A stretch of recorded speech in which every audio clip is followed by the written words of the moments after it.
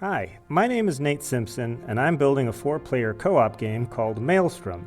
It's about delivering mail for the Pan-Galactic Postal Service, and the demo's out now, so if what you see here looks like it's fun, check out the Steam link in the description. Thanks! Today I want to talk about why we chose Unreal for this game, and how I'm using it to punch above my weight as the team's only artist and level designer. Our choice of engine was guided by a few different constraints. First, we have one artist, me, who needs to build a large, visually diverse level quickly by myself.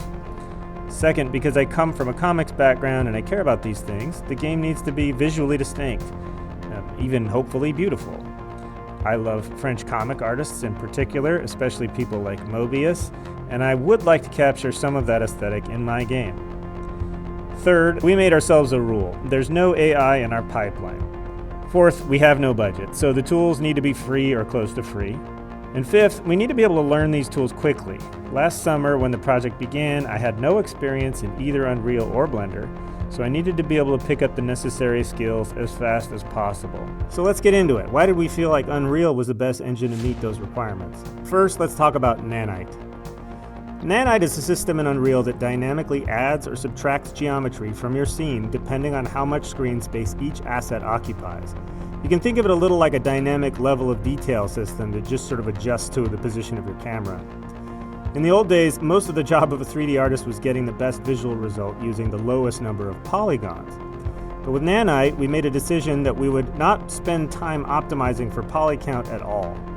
We just need to make a thing look good in Blender and then toss it straight into Unreal. This might sound a little inefficient, but it does cut down asset creation times by a huge amount. And remember, when Nanite is used correctly, it massively reduces the polygon performance penalty. Second, Unreal uses the Lumen lighting system. Lumen is Unreal's real-time lighting solution, and it does a lot of amazing things. Light bounces around the space realistically, ambient occlusion makes shadows darker and corners. Light behaves beautifully.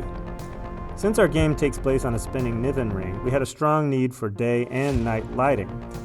But most importantly, because we've chosen a visually uncluttered style, Lumen does a lot of the work of bringing visual interest into spaces that would otherwise be pretty boring to look at. Lumen offloads the job of making things physically credible from the textures and materials, which in a more realistic game would require a huge amount of work, often in a program like Substance Painter, to generate assets for a physically based rendering pipeline. And that leads us to number 3. We are relying completely on geometry for visual detail. With the help of Nanite and Lumen in combination, we knew that we could make simple objects with simple color look good. This is especially relevant to the speed of our art pipeline, since we were able to have 99% of our static meshes refer to this one texture you're looking at right now. Assigning UVs, that is, arranging the geometry of your mesh so that it efficiently uses texture space, is a hugely time-consuming process, so we threw it out entirely. For our textures, we cut all color borders into the geometry itself, and then simply select the faces to assign to a certain color, scale the whole lot down to a single point, and drag that point to the color we want. The fourth thing that has freed us up creatively is merging meshes. Especially when you're doing both the level design and the modeling, switching between Unreal and Blender can get cumbersome. Knowing that we wanted to be able to improvise visually within the Unreal editor, we made a very small set of primitive shapes in a few basic colors, and we also made what we call greebles, interesting shapes that could be creatively combined in engine. Using primitives and greebles together, I can drag a series of meshes from the content browser into the world, scale and recombine them, and then use the very powerful Merge Static Mesh tool to generate new meshes. The world of Maelstrom is almost entirely comprised of these improvised meshes at every scale. Next, Maelstrom heavily relies on level instancing. Our engineer, Dan, made an obstacle manager to call on different handmade level instances so that each mission would have a mix and match bag of obstacles. These are pretty simple to make. I just lay out other elements I want to comprise a unique obstacle scenario. I select them, right-click, and I make them into a level instance. This is a very powerful approach. We've learned that we can migrate huge amounts of content into level instances. For example, here's what this persistent apartment building looks like with no level instance obstacles. No walls, no hallway floors, no doors. Now look at how different we can make each scenario feel. Each of these scenarios is randomly selected at the beginning of the mission.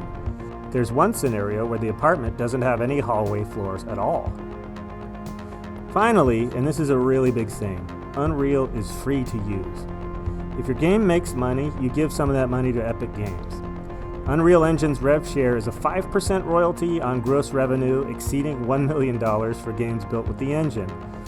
I hope you enjoyed this video. If you'd like me to do more videos like this, there are certainly lots more interesting topics, including character creation and rigging in Blender, terrain tools and spline-based roads, or anything else you're curious about. Just let me know in the comments, and I'll see you next time.